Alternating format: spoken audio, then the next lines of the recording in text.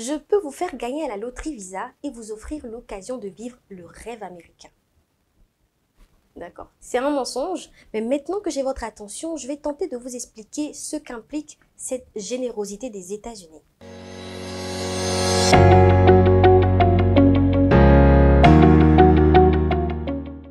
Chaque année, le rêve américain incite des personnes à tout laisser pour construire aux États-Unis quelque chose de nouveau.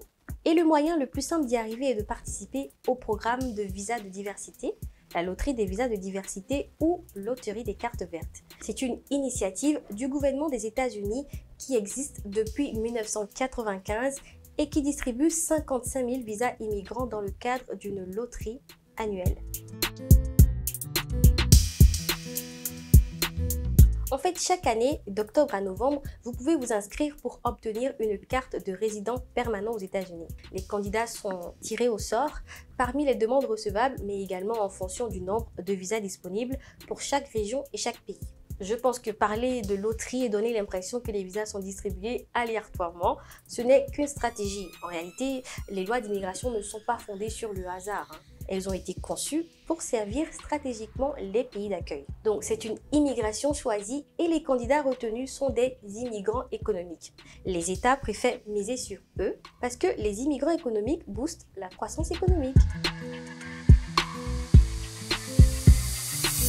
De nombreuses études montrent que les talents étrangers ont tendance à être beaucoup plus productifs que les locaux. Donc, l'État qui accueille sélectionne les étrangers qualifiés dans les secteurs en pénurie de main-d'œuvre. En plus, la diversité rapporte beaucoup d'argent. Et ça, les États-Unis l'ont bien compris. Diversifier sa main-d'œuvre crée autant de points économiques avec les autres pays. Selon le Fonds monétaire international, 1% de hausse du flux d'immigrants dans un pays fait augmenter la production d'1% à la 5e année. Donc, l'immigration choisie est tout simplement une politique migratoire des pays riches en quête de bras valides et de matières grises. Et la concurrence est rude, Les États-Unis ne sont pas les seuls dans cette quête.